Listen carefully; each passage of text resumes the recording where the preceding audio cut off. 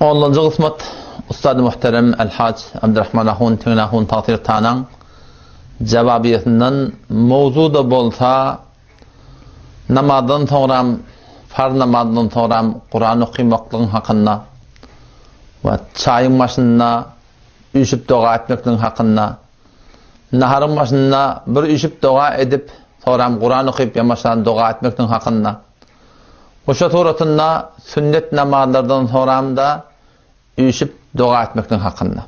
نور على مر الزمان تألقا وأضاء للدنيا طريقا مشرقا وهدى من الرحمن يهدينا به للصالحات وللمكارم والتقى هذا كتاب الله أعذب منهل أنعم به من مورد نحمده ونصلي على رسوله الكريم. Muhterem Müslüman oğlum.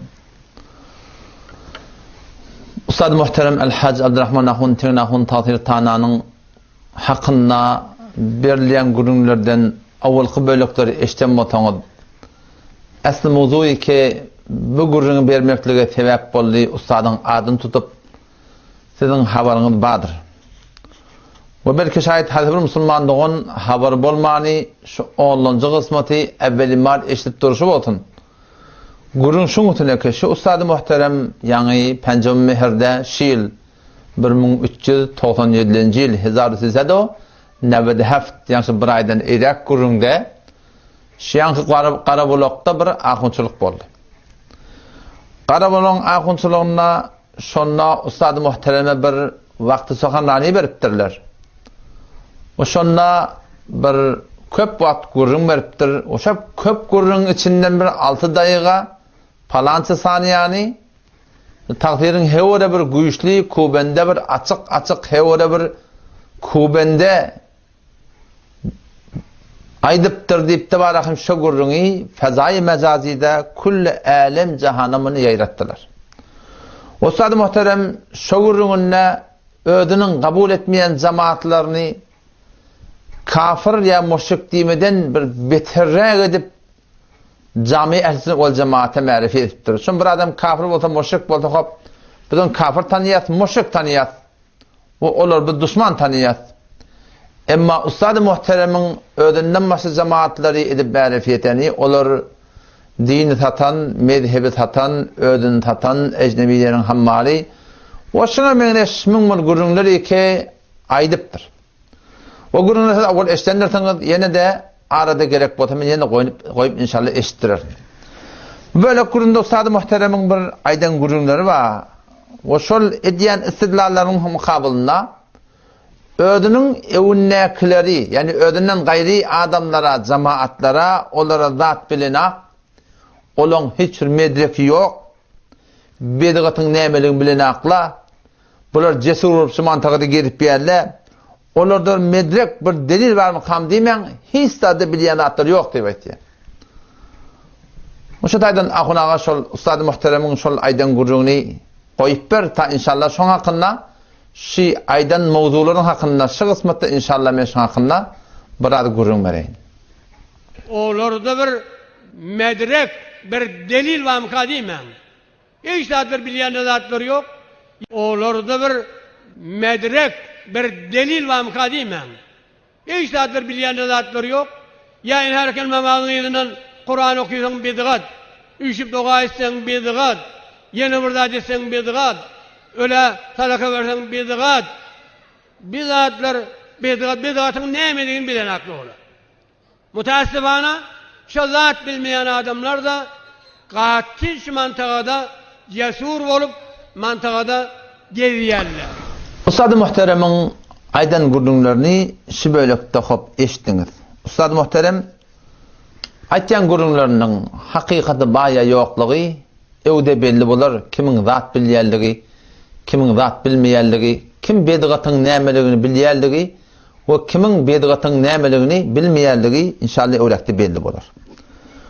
Yani Ustad'ın hemme gurununa bu bölükte şu aydan gurunlarının içinde bir bölük gurunu men Soňky jeletelere goýdum, çünki hemmetin bir gordan merjek bolsam gym boljak. O da näme şo ýanky? Tadaka vermeklik bedigat diýip barahym, şony şey diýip aýtýarlar diýip barahym, birlerden alygyl bolup da barahym, şuparum aza gurun aýdypdyr. İnşallah on hakynda geljekki jeletelerde şu öle tadaka bermelmi, bir adam öle tadaka bermelli diýse biz aslında musulman tanýamdak. Ýöne tagdyryň aýtýan gurruny şu aýy 40 ýyly şular bermelmi diýip maňa bir eşarede geçip gitdi. Allah ta tawfik berdi. Indiki jeletelerde men maň hakynda gurrun beren, o şonda belli bolar. Kim öle tadaka bermelli diýip aýtýar.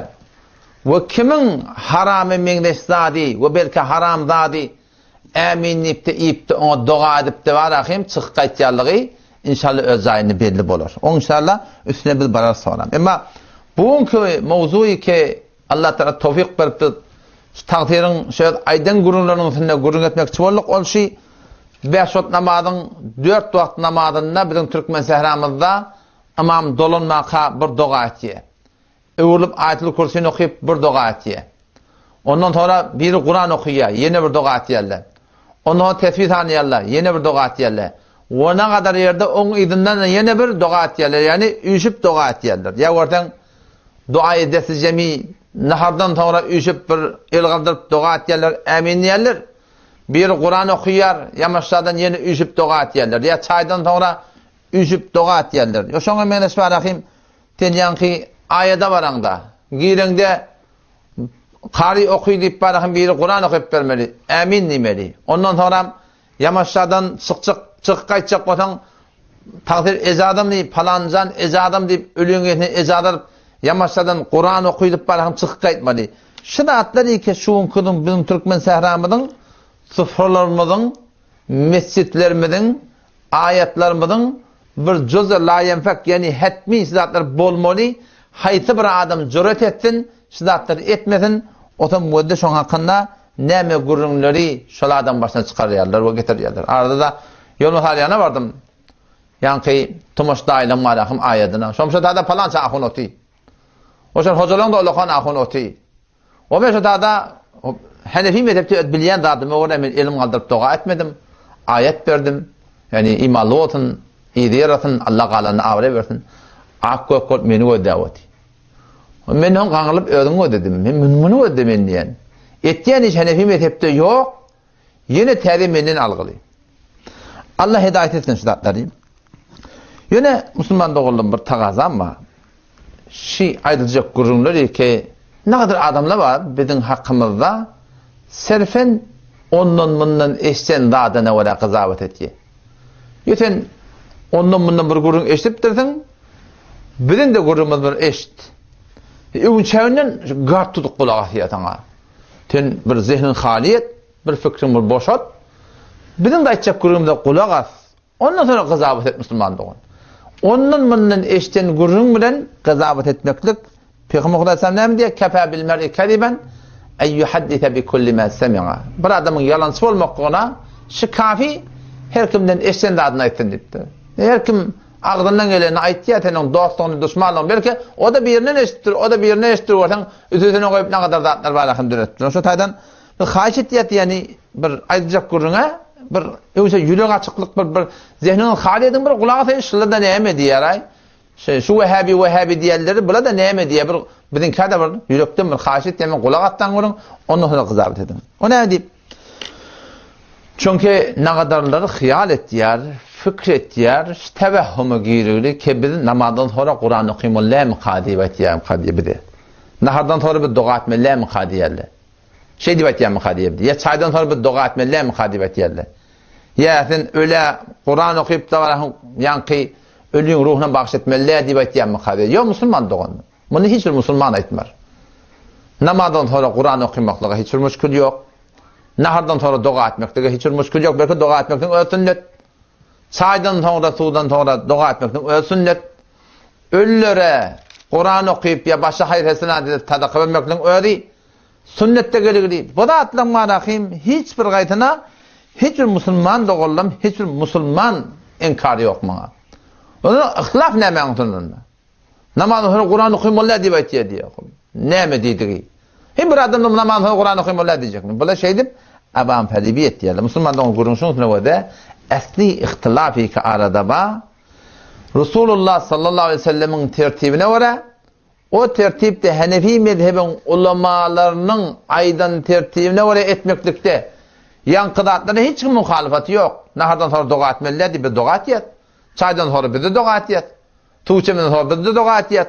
Kur'an namazdan sonra bir de Kur'an okuyat. Sünnetten sonra bir de dua et. Ama muşkil nerede? Muşkil şey ki ne yaparım dua etmeli? Ne mi tertipte dua etmeli? Ne mi heyette dua etmeli? O ne mi deyip bir sıratların sonra gurun etkilip beyaz? Çünkü elhamdülillah bir Hanefi mezhep Müslüman doğun. Ve bir Hanefi mezhepten gören dağıtmamız var.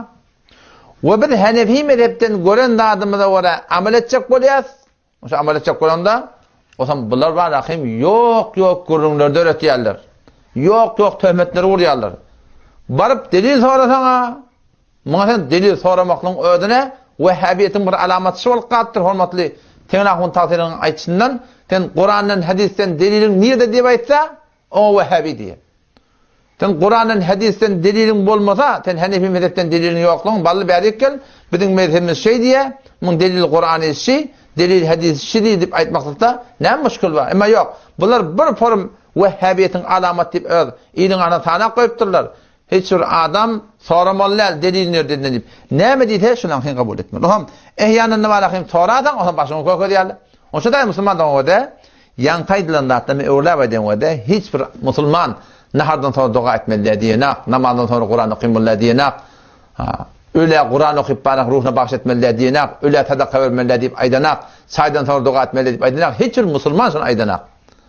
Onu bu gururun ne mantığına gururun şunu Resulullah sallallahu aleyhi ve sellem sünnetine mutabık Hanefi mezhebin ulemalarının düşüne göre etmeliler.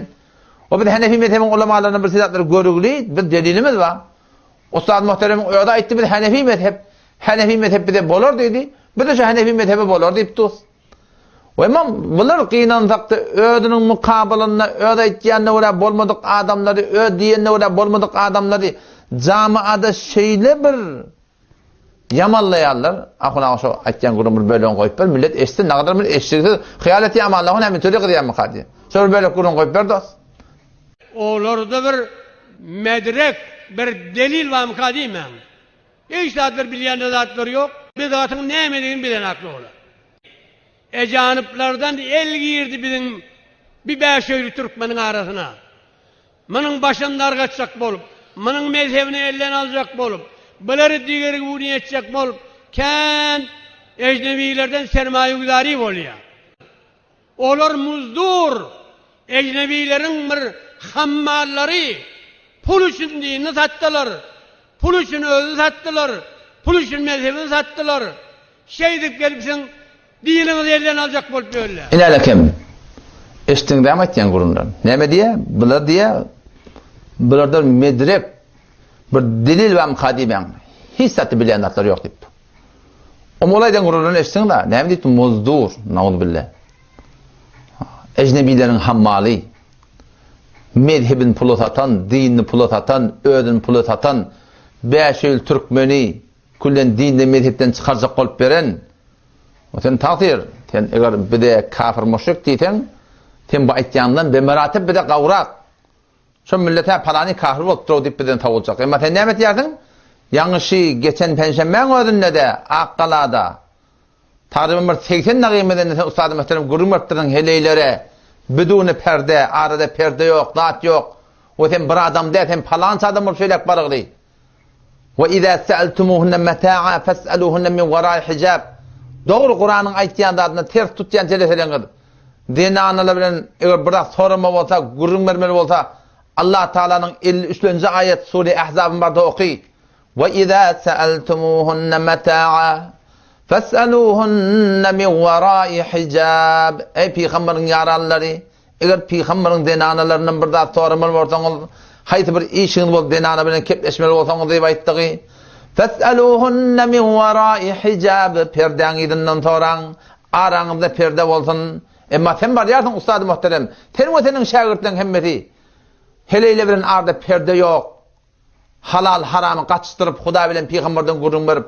O şu tadı sen ne kadar Hanefi mezhebin tertine fetvaları berip heleyler bu hukumetin cemaate getirecek olup Hanefi mezhebinin tersine başına kay. Sen heleylere fetva veriyorsun. Ol kubur sıra gidecek odan gidivermeli. O tadak boltun fesatlardan senin haberin yok. Mezhep bile senin işin yok. Ha. Hanefi mezhep bile senin işin yok. Sen bu aytýanda atlan. Bu kullen marahim. Bir de doğrultu sadı ortada qalıqlı. Bir doğrultu bedin kisin köýeti geli. Men aytýan keplerin görýärsiň atan. Aslında marahim ödünde maşa adamy bu aytýan guruna bilen kullen jama we açıklama eden wada bilen bundan ne güýşürýär bilen aýdyn aytýan kepler bar. Tadaça ödarlarına kafirçiler diýerler. Ýolma halyanna biziň dost olalymyza aýdylan gurrun nahaýtan künasen mescitten kawdylar. Hiç bir kepde yok, gurrun da yok. Olar sen näçe diýilenek? Yo, ahyrda hatta mescitten kawdylar. Şüjere bir ýylyň arasynda barahymşylar bet tebligat edip barahym, şu toğratynda barahym, milletiň many kullen gomrahyna sebäp boldy. Ýa-ni penşenbe günü şurada beren gurruna Ustad muhterem 60'lardan gelen beyler tamam Hanefi mezhepte bidgat diýip durýanlar millete büýürüp şuna de waryň, şunu şeýde waryň diýip heleyleň ewine bedune perde gurrun bermekdik. Şuň maňa aqladan mahrilerden bir musulman dogalym. Öten akşam bir böyle filmi berdi. Instagram'da Türkmeniň namysynyň bolup berşini görüpdirler. Dar koýnak bilen tas çaşygy bir ifteza. Elleşip duran haýsy, ýene bir aýat duran haýsy. Hafız meni görýärsiňmi? Şeň aňyrdy nereden başlady? Türkmen milletiň hayatyny şynýalak ahullar bidune perde gurrun bermeklik bilen aradan aýyrdylar. Hele diýen jemaatda bir haya bolýar. Erk adam bolany utans bolýar. Hewa erkekler edip kenar çekilmede bolýar.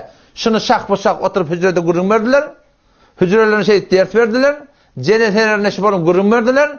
Çidi benama haya bada arada mını erkek ve heleğini ayırdılar. Hot barahim sıdatları yol açıldı. Şın aňyrdy, şo tadan başladı musulman doğan. Baş yerden başladı akbay. Bana öyle gurrun der. Tariqi sünnet dua etmektin hakkında. Bizim gurrumuz toprağın başında, çayın başında, farz namazdan sonra, sünnet namazdan sonra, ayete barlarına, bir şey zaten hakkında görmeli, ne yapalım dua etmeli. Dua etmeli diyen gurrun yok. Ne yapalım dua etmeli? Avvela şunu görmeli. Ki Hanefi mezhebin ulemaları işin hakkında ne mehbeta vertirler? Takdir. Seni ki bir de Hanefi mezhep olur diyen değil mi? Takdir şu ayetiyen gurrunu koy. Burada başta bir gurrun ayetiyen mukadiyem. Bir de Hanefi mezhep olur, Maturid itikat olur, deyip de şoları kovsanız olmayan ilatımızdan. İnelekem var, takdir saydan gurrunu. Sen bir de Hanefi mezhep olur diyen dem takdir. Bir de Hanefi mezhep olur diye. Bir de Hanefi mezhebe kail. Emma men Hanefi mezhepten delilmaydeyn. Ve awwal başdan ustadı muhterem sen ödünden, ve ikilenizden, yol muhaniyenek şagirtlerinden, kulli dünyadaki şagirtlerinden men taqaza etyen takdir.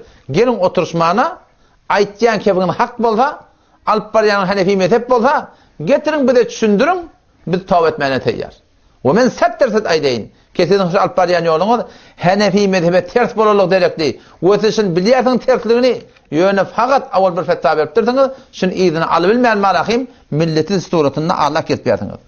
Awal başdan göreyli Hanefi mezhebi fuqahaları ýan gaýdylan gurrun hakynda näme diýipdir?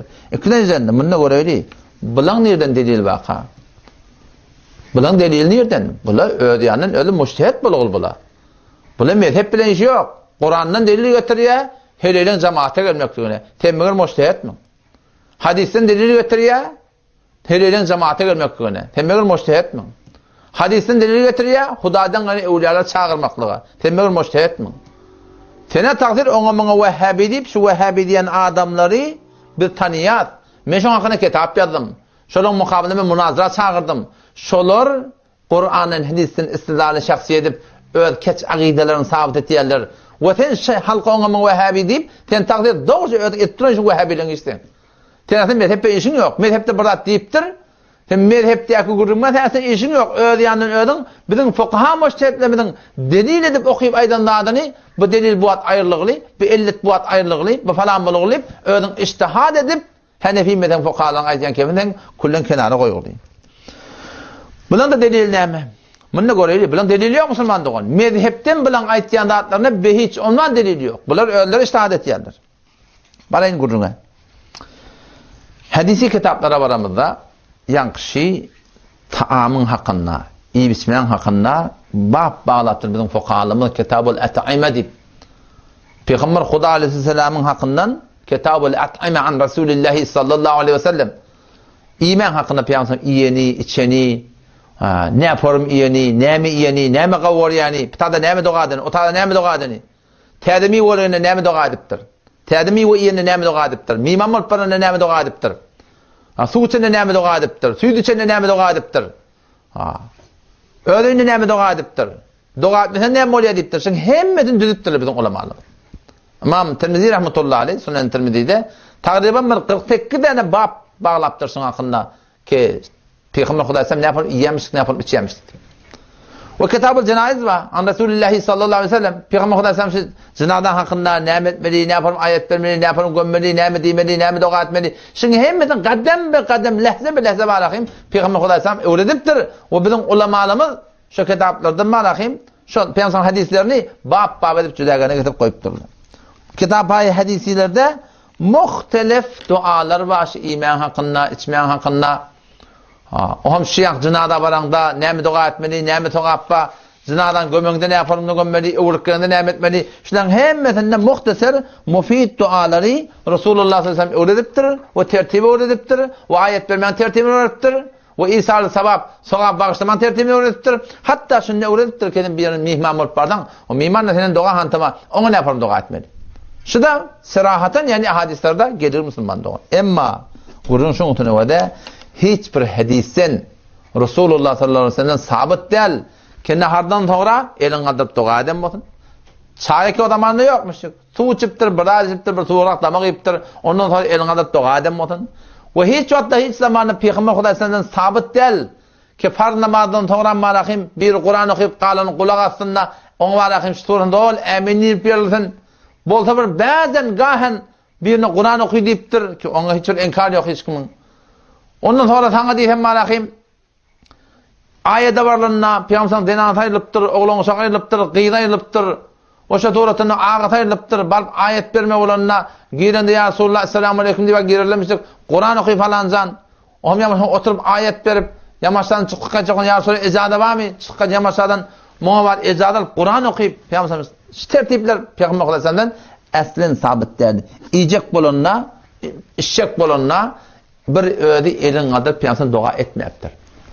O bizim Türk meselemiz hakkında ki hemen Turan başında bir dua edip kalı elin kaldırıp kalılar eminip yüzüne çekip yamaçlardan Kur'an okuyup yamaçlardan dua edip bıdattır bulmaptır. Ya yankı ayette verilenlerine yankılatlar evlab aytyan bıdattan hiç sayıda bulmaptır Müslümanlar. Bunun bolmadığına hiç kim gurrun yok. Yani bir dene Hanefi mezhebin kitabından getirip verdiler ki Peygamber Huda Aleyhisselam sünnetten sonra Peygamber sünneti önüne koyarmıştık. Öğürüp gelip de meçhede dua et diyen gurrun yerine tapılmadı. Hanefi mezhebin bir kitabını tapıp bilmerler. Ki sünnetten sonra Peygamber Kur'an okuydan olsun, şu doğrusunda dua eden olsun, üşüp dua edenle olsun, tetfi çekip Peygamber dua edenle olsun. Yani görüşü üşüp dua etmek noktada. Taamdan sonra elin alıp dua eden olsun. Şoňa sen su ýene için ýa-da üç dua edem bolsun. Bu da Peygamber Hudaýsynyň sabit değil. Sabit değerlerini hemme kişi bilýär. Bir waga tädif edeýin. Goşda okyp ýadyk. Bir zamaat geldi kümmetten. Kümmetiň ma'ruf hüjretinden. At tutmak niýetim ýok musulman dogullar. Bir ahonyň awremini almak ýadymda ýok. Oşol meň musulman dogullum. Şuda ters düşünýärler. Ona kadar bilýärler tersligini. Ýene dolanmaň etip ýerler. Biz şoň dolanyny gawalýat. Biz şoň tawbeden gawalýat. Biz şoň sırat-ı mustaqim hedefi mezhebine gawalýat. Biz şoň arka bolup, olar öwde bolsun, biz ýerde bolup, bilirte hedefi mezhep öwtirmeli gawalýat. Ady tutjak bolup durmak. Bir maşyn bolup geldiler kümmetten. Kümmetiň ma'ruf hüjretinden. Otam Mevlana Muhammed Yusuf Husaynpur Şeyhul Hadis rahmetullahi aleyhi ba Şam'a çağırdılar hop. Yani hücran tarafından Şam pişirdiler, davet ettiler. Otam Ustad da oti, biz de ikrami girip çıkıptık. Hem Şam'a imana oturduk. Otam Şam'dan sonra yan kılan başlıkları elin aldıra kınım tamamdan sonra doğada kınım yüzüne çekti bir şeylerdi. Ustad şeyle kanırlıp yüzüne dedi, bu neyme dedi? Çünkü Molana Şeyhülislam rahmetullahi diyen adamları Muariful Kur'an'ın muterzemi neçe kitap yazılı ve 50 yıl şovat meşhur akbaramdı. 50 yıl Sahih Buhari'nin her yılı 2 cildini ders veren adam. 2 cildi Sahih Buhari. Avvalın ahırını ders veren adam. Molana rahmetullahi onun yüzüne bak ne ettin bunu neydi? Onu ya bir de iltizam edemde ihtimam ettiği falan o böyle şeyle bunu gerekli bir durumda kalmış ki ayıttığın gibi de yalan kepte Türk meselesi bir adım cüret etsin Turan başında var rahim elin kaldırma doğa çıkıp gitsin. Toyda var elin kaldırıp doğa etmesin. Kur'an okuyulunu elin kaldırıp doğa etmesin. Cüret etsin bir adım Türk meselesi şiriş ettin o da sonra ne mütemet duruyorlar. O saat dedim bağışta dedim Peygamber Huda Aleyhisselam'dan 23 yılın içinde Peygamber Sallam'la Peygamber Huda Aleyhisselam Turan başında elin kaldırıp doğa ettirim dedim. Onu elin kaldırıp doğa denir sabit dedi. Sabit olmasa şun edeni işine sünnet deme oluyasın, bedgat deme oluyasın dedim. Onu bedgat deme oluyasın. O da kızarlı batı şu da. Delilim olsa şu da aytmalı. O şeyde halkımız onun mihmanımız ola. Böyle bahse mücadeleden şimdi oturmadık otada. Ya açık olyanım şecere bir tevcihat bilen şular gidip geldiler. Falani nezir adam, falani qava adam ki öyle onu bilen adam. Emma yüzüne çandıracak olanla bedgatlar aydanak. Yüzüne gıcıt verecek olsa halaf sünnet atan aydanak. Şimdi milletin uğruna akıp var yanlar kara neme kepten gurundan kaçıyorlar. Hop ben yankı defedeki aydan gurduğum Peygamber sallallahu aleyhi ve sellem'den de inni men muhaddisse inni men faqih dedi. Men Hanefi mezhebi mukalledi hevre hüner etsem Hanefi mezhebdeki fetva haberlerinden de çıkartmasam bana ulukan burada. Biz ahunculuktan sonra 2 yıl okuduk. Şu ahunculuktan sonra 2 yılın içinde Ustad-ı muhterem bir de oradan dağıtışı kesin eğer Hanefi mezhepte 2 yıl ahunculuktan sonra okuyan adınızda şu gururun nerede bağlanır bilseniz ulukan iş ettiniz dedi. 15 yıl kaydan gururun deme bir iddiadır şey. Ben iddia ettim ama Hanefi mezhepte ayada bir mene varanda dua etmeli, Kur'an okuymalı, yama sıkacak kulanda Kur'an okuyup ezad almalı, çayın başını elin alıp dua etmeli, nahardan sonra elin alıp dua etmeli, bir Kur'an okuyup elin alıp dua etmeli, şoförma sünneti elin alıp dua etmeli, yeni bir dua etmeli, şiddetlen hiçbir gayet Hanefi mezhebinin tabitte, fakat bir dua, farz namazdan sonra imam dua etmeli, izni olup ayet-ül kürsi yeni bir okuyup, ya izni sünnet babası çalamcak mı muhsir dua edip de turmaklığı bir sabit dua etmeklik ezadı var. Ondan kalanırsan hiç gayri Hanefi mezhebinde yoktur. Ne bir bir iddia şey. O men şey iddiam ol bir vati makbul ol başarıya. Diyanatta, dinna kimiş aytyan da adımı Hanefi mezhebde malakmen sabit edip bilen. Yoksa malakım eğer men Hanefi mezhebinin fukahalarından makbul muhaddis fukahalardan malakmen delil getirip bilmesem siz hiçbir şek etmeyen kim benim maşına hakkında malakım onunla gumrahiye çekilirliğime. Vahidi bir ahuni ki Kur'an'ın hadisen öyle istidlal edip şun kaptalının Hanefi mezhepten muftabihi kavl fetva verden kavl varahim eğer getirmese siz hiçbir şek etmeyen şun adamın Hanefi mezhepten çıkıp da varan kullen gumrah bulurlar ona. Ben delilim aydeyin Allah Melleknevi rahmetullahi aleyh Es-Sa'aya diye Ustad-ı muhterem ten ecnebilerin hammalleyen baba ten hücren kulli Türk meselen hücreti siz ecnebi deyip veren adamlan kitaplar veren ahun dört yatınız ahun çıkart yatınız kitap okuyup yatınız sen Ustad-ı muhterem teorideki ecnebilerin hammalleyerdin biz ecnebilerin hammalle biz gidip ecnebi diyen adamların yanında okuyup gördük şolar Hanefi mezhep Ustad-ı muhterem sen eğer şol aytyan adamdan ecnebi bilen adamdan kitabını okuyutmasan şon haşiyatını gördemesen şon şuruhatını gördemesen şolan kitapları sen okuymasan ve okuyutmasan sen aslında hücrema kulen bağlama takdirsin sen kime ecnebi deyip yersin Türk mesela Müslüman da oğlum şunu bilin ahunçuluğu ki biz okuyutuyat şun %99 kitapları Zahidan'dan Pakistan'dan Hindistan'dan geliyor şun metinde şun ki çapta şolun ki o şuna mengde şun kaptanlık yerlen şuruhat haşiyeler var ha şolu da hem de ulemay Hindistan'ı Pakistan'ı ulemay Zahidan'ı Belusistan'ın ki Türkmen Sehra'dan eğer bir tane fıkhi kitap arada bağlatın okudulyanmasın biz şu açını görem de bazen bir böyle şeyle mevzu hakkında yalıptır ama hiçbir gayet dersi kitaptı hiçbir gayet dersi kitaptı Müslümanlığı ona Müslüman sen gelip Böyle ecnebilerin hammali, ustadı muhterem, sen hücren, sen şu ecnebi bilen adamla oturan yürüyüp. Sen başarsan, bizim ustadlamın yanan kitaplarını, sen çıkar hücrenden, nece hücren yürüteceğimizin gördü sen. Şerh-i Vakayan haşeri bizim ustadlamının. Muhsır Vakayan haşeri bizim ustadlamının. Nurlanların haşeri bizim ustadlamının. Hedayan haşeri bizim ustadlamının. Şerh-i Vakayan haşeri bizim ustadlamının. Usul Şaşin haşeri bizim ustadlamının. Siraci miras olsa, onun haşeri bizim ustadlamının. Sen hemme kitapları siz okuyup verdiniz. Şun kaptalnak haşiyeler bolmasa kitap için pornak. Şolar hemme bizim ustadlamının. Sen gelip inne valahum ile ecnemilerin hamal demekten bunun tatı ulu kamr hıyanat, dine diyanata. Sen milleti ne yaparın sen şu zatla bir malahim başka bir yola çıkacak oluyor artık. Sen dilinin mavada milletin örcek korp verdin. Milleti ördürmek gerek ya. Millet sandıkta, millet nadan ne? Sen eğer delilin mata gel otur söyle. Başarmayaydın şagirdine iyi verir. Kimi verip bileyemezsen iyi verir. İnanırken barın okuydan görüm. Ahım oldu gidip okuyup gördüm. Bir de şimdi Hanefi medresini gördük.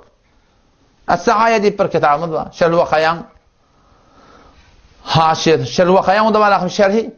Allah Melek Nuri rahmetullahi aleyh. Şun kaptanın haşiyeti vardır. Allah Melek Nuri rahmetullahi aleyh. Ulema Hindustan'ın ki. Şu cüdagan Es-Sa'aya bir kitap yaptır. Şun 2. cildinde 258. sefetinde metlebun ba'dil feraidek geliyendir. Şu da kav açıklap.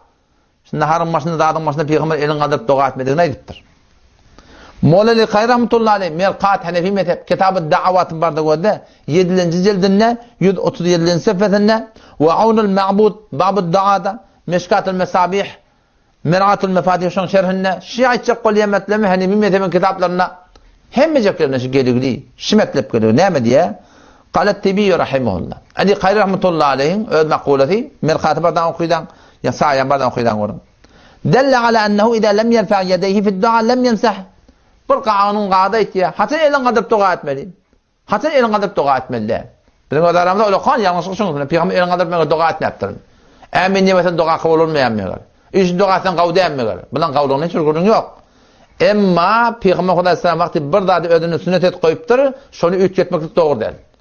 Mutlak hiçbir kepte yok, gurun yok. Peygamber'de sabır amal sabitte elin qadırıp dua etsin. Elin qadırıp dua edameli. Emma Peygamber Huda Aleyhisselam bir işi eden mi olsa şondan üç etmeklik hiç onunla icadı yok. Şu atın namazı öde, kıymullatan, sevasip bolli, tek namazını doğurdu. Ne mi deyip? Çünkü Peygamber Aleyhisselam bir namaz okuyuptur, bir tertip düdüptür, şondan çıkmaklık icadan yok.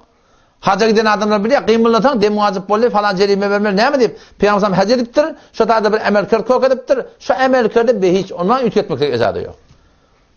Eğer bir yeri olsa ki, şunla var akıyım sen Peygamber Aleyhisselam'dan bir zat sabit der, sabit bu hoda şu tarzda icade verilen mi olsa, şu tarzda hiç bir müşkül yok ki var akıyım sen, bir zat ödünden arttırmaklığa. Ona bir kaide et ya, haçan elin kaldırıp, haçanla yüzüne sürtmeli.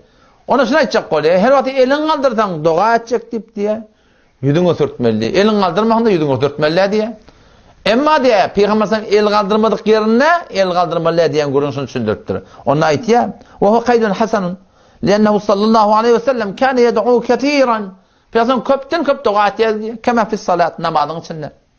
Ve tavaf et baraka. Ve gayrahuma min namaz baraka ve gayrahuma min namaz baraka namaz yerlerde. Med da'vatel ma'thura sünnet dualar var. Dubur salavat farz namazlardan sonra dua edilmiş Peygamber Aleyhisselam umumi suretinde Peygamber zor farz namazından sonra elin kaldırıp dua etmeyiptir. Fakat bir bazı zayıf hadisler var. Hanefi mezhebin ulemaları şu meblağına göre farz namazından sonra işip dua edecek olan bir dua edecek olan eda ediptirler. Kelimle bir şuna amel ettiler. 2 dua, 3 dua, Kur'an okuyup dua, sünnetten sonra dua, tesbihden sonra dua, bu da sabit değil. Ve inden nevm okuyacak vatanı Peygamber dua ediptir. Allahümme bi ismike mutevahhiye ediptir. Ve ba'del ekil yiyenden sonra, içenden sonra وَمْثَالِ ذَٰلِكَ şuna mevreslerden Peygamber dua ediptir. Ama nem diye وَلَمْ يَرْفَعَ يَدَيْهِ Peygamber Kudası'nın iğmede, içmede, şiyan kayrılan yerlerde elin kaldırmadı. وَلَمْ يَمْسَحْ بِهِمَا وَجْهَهُ kelbenin yüzüne sürtmedi diye. O vakti Peygamber şunu ediptir değil mi? Şu suretine ediptir değil mi? Şuna diyelim sünnet, şundan eğer çıksan, ona diyelim halaf sünnet, ondan çıkıp da bir tertip düdüp de bu da şeriatta badi vaytda bana diyelim ne mi diyelim? Bana bedgat diyelim takdir. Bir daha ki biz Hanefi mezhebi kitaplarını gördük. Ondan başka ben gören adım yok. Ben kendi hakikatim şunun hakkında. Ustadlarımdan gören adım şey. Şuruhat hadislerden gören adım şey. O zaman şu taydan muhterem ustad sen ödünden ve senin şagirdlerinden bir takazamız var. Siz gelin inşallah tenike şu kadar kılıp gurrun milletın milletin arasında bugün millet elhamdülillah fehmide bolugly. Kadim Türkmen nebi fezai mezazide ne kadar cavan oğullar var akim hakkın yerden yetmeligi düşünügli. Hanefi mezhebi mal ehmiyetin ma biligli. Sen ödünden usta şagirdenden men tagazam şey. Sen inşallah gelin oturuşmana gelin bir fezai hususida iki tane durbin bilen bir fezai aramda otur bahs edeyli. Eğer sana yanın hak bolsa Hanefi mezhepte bağlasa vallahi billahi tallahi bir tövbe etmen teyar. Ve yamaşada men CD urayın, yamaşada men masauti var sesin devte deyin. Ve şoların kullu cihanı savaraq men aydayn. Kağı bu hakkında yanlış yanmıştık. Ama beyaqin men yamaşada aytyan. Keşilen şey etdiyen duaları hiç bir gayet sünnette de yok, Kur'an'da da yok ve hiç bir gayet Hanefi mezhepte de yok. Bir kişiler ölleri doğrusu Vehhabi'nin yolunu tutup bakayım. Bunlar ödyanın ölleri müştehit türüp yerler. Açık kurun da Müslüman doğan Türkmen ile şeriata vara olmalı. Bunlar ne yapacak oluyorlar? Bunlar şeriatı Türkmen ile vara olacak oluyorlar. Qara son yorup benehvi son doğulacaklar. Hem sana ki geçen de kulak doğan hakkında tatile davet diye. Kan fıkıh kitaplarında getirdi. Kan fuqaha ettirdi. Allame Samiye'lik adamlar bir tane fakihin adı tutulmaptır. Kan müştehitli de ettirdi. Ham müştehitli. Falan sana unmalı şu an mesela cevabı uğramada. Geldiler bir tane müştehidin adını tanında Hanefi mezhebi müştehidler aydan bolsa ma gurrum amnem. Oturan adamlar ten alap eti kıyamatuni nemetin gün nemetin cevap verecek ahim. Bir tarafta şey kümmete olağan taqdirinin birine qadim Ataqayri rahmetullahi aleyh duatımız var. Allah rahmet etsin bennani. Şol bir deyin ortturmağa. Şulan etken olağan yanlışını aytacak bolyan. Bular mezhep bilen işler yok Müslüman doğunu. Bular ne olsa ödyanın ödi istidlalda şahsiyet dedi. Kur'an'dan, hadisten. Olağan sebebi gumrahi işi. Ne orttur takdir bir namazdan sonra iş doğat yarsınız. Bana delil neme takdir? Delil Kur'an okuydu diye. O da olağan takdir diye Allah'ım. Anhından neme kurmanın benden haber yok ki. فَاِذَا فَرَغْتَ فَانْسَبْ وَاِلَى رَبِّكَ فَرْغَبْ أَلَمْ نَشْرَحْ لَوَا أَلَمْ نَشْرَحْ لَكَ صَدْرَكَ Sure أَلَمْ نَشْرَحْ فَاِذَا فَرَغْتَ فَانْسَبْ Namazdan farık olun, zahmet çek. وَاِلَى رَبِّكَ فَرْغَبْ Öd Rabbinden yürülün, ilerlekim dua etmeliyiptir. Ataqay rahmetullahi de yatrak mı oldu diye, ustad bağışta, bila فَاِذَا فَرَغْتَ deyiptir. فَانْسَبْ deyiptir, zahmet çek. Zahmet çekin icmai bağışta, cem'i dua kurun yok ki, tabi enfradin kurun deyiptir. وَاِلَى رَبِّكَ فَرْغَبْ Bila sen enfradin kurun deyiptir. Ki bizim bana hiç inkarımız yok. Sen farz namazına oturup bir dua ettin. Sünnetten oturup dua ettin. Kur'an okuyup bir dua ettin. Nahardan sonra dua ettin. Çaydan sonra dua ettin. Buna kimin inkarı var? Emma tene takdir geliyatın Kur'an'ın istilal şahsiyeti yartın. Men kâle fil Kur'an'ı bire'ihi fe esabe fakat akta. Peygamber ne diyor? Her gün Kur'an hakkında öd nezerine var, öd kellehine geçen var bir kep-keplete doğru da olsa yanlış deyiptir. Ne deyip? Sonra Maktumul'un kitabı der. Maktumul'un kitabını düşünecek olsan Murat Durduqadi ne deyiptir deyip yartın. Tenin bugün Kur'an sizce nauzu billahi etçini de yapıp çölle kalan kitap bolupturun bi. Ki her qaysının gelip Kur'an'ın hadisen özün istilal şahsiyeti yanmatan takdir sizin şey ettirilişiniz doğru Vehhabi'nin iş. Vehhabi'ne şu hukukun şeydik etpeyerler. İstilal şahsiyeti Kur'an'ın hadisen tarvat tekkide katip etpeyerler. 3 talaqı bir talaqı edip etpeyerler. O nauzu billahi Allah arsın otu deyip durlar. Şunların hemmeti Kur'an hadisi istilal şahsiyeti edilecekti. Takdir fe izâ faragta bensab sigatı mufret dedim diye. Takkı kuşun kat etti diye. Cevap yok. Ama baştaki millet takdir Kur'an'dan ayıttı ha. Haber yok Kur'an'dan düşüne var düzüldüğüne. O tedin itkaşı. İnşallah inni kısmetta çok muhtemelen eylekim yine kep yordurlar ham. Bir sokanlarını verirler. Bizim delilimiz bir. Bizim delilimiz bir. Hazın delilimiz var. O da gelin oturuşmana. Sen ne yapmayı çekiliyorsun? Yo Eşrefili Tanrı rahmetullahi ediptir diye münazırdan umumen peyda görmedim. Baba Eşrefili Tanrı rahmetullahi kabul etti yaratan bir. Sen Eşrefili'nin kabul etti ama ola tamam bonyadının ödesi ben ters. Sizin de bugün korkaklığını değil, cüretin yokluğunu ne edeceğini bilmem. Bizim ustadlamada yapışıyorsunuz. Bizim ustadlamada yapışıyorsunuz. Bizim ustadlamın tevhidini kabul edin. Ayetlerin tevhidini kabul edin. Ayetlerin sünnetini kabul edin. Eşrefili Tanrı rahmetullahi tecrübehine ediptir. Onun başlarını nasıl kabul edin, kabul edeceğiniz. Bizim ustadlamada münazırlar var. O münazırdan ümmet-i İslam'da Peygamber Aleyhisselam öyle münazır ediptir. Elhamdülillah olan yana münazır ederler kafirmiştir. O siz de biz Müslüman milletinde kalın. Takdir sen şeyin aydan kurulun. Sen Müslüman nipattığın da abi. Siz de gelin Peygamber'in sünnetini diyeldin. O milleti gumrahiden çıkarın. O milleti hidayet edin. Eğer bağın sizin atiyan hidayet budur. İndeki celede inşallah Teala takdirin Şiyanki namazdan sonra, farzdan sonra sünnetten eten dualar var. Şonun delilini men aytıp bereyim. Hanefi mezhepten delil var mı? Aslen delil yok. Bular niye yapışıyorlar onlar? Şafii yapışıyorlar. Hadisi yapışıyorlar. Ödenin Kur'an'ı yapışıyorlar. Hanefi mezhepten şunun hiç olma delilleri yok. En şaşı Mevludhani'de şeklede. Mevludhani'de Ustad Muhterem Abdülkadir Ahun merhum Şafii mezhep. Yarmedahun tatirinde piri Şeyh Osman Şafii mezhep. Şu Şafii mezhebinin üstünden şu Mevludhani'ni öğrettiler, yayrattılar. Hanefi mezhepte yok mu? Hanefi mezhepte peygamberin bolonunu bir çavun, şu bir celese tutacaksan tutağın deyiptirler. Dağlan kurumlar Hanefi mezhepte bilkul yok kurum Müslümanlığı. Ve ne kadar ulukallar, hatta kişiler ki hep Nakşbendi, İmam Rabbani diyorlar, İmam Rabbani yalık adamlar kullen Mevludhani deyiptir, şöyle buna ayrılmasın deyiptir. Varıp okuyan mektubatında, 3. cildinde 73. varak mektubun bardan okuydan görün. Şu tada varakım sırahaten şunu aydıptır. Ulan mutasifana ulaqan yanlışını oluşlardan okuydan. İnşallah inni güzel de şundan aytgan şüphelerini Şafii mezhepten, hadisten ondan bundan mas. Yani ki hadisten de düşünceler şuna hakkında yanlış. Hadisten de doğru düşünün aklı. Hadis burada deyiptir. Şu hadise gelen daha deyip Türkmen milleti şuna ora varakım doğrucak koyarlar. Halin ki şu Türkmen il Kur'an-ı sünnete mutabık olmasın. Allah tebaraka ve tevfik versin. Vesselamu aleyküm ve rahmetullahi ve berekatuhu.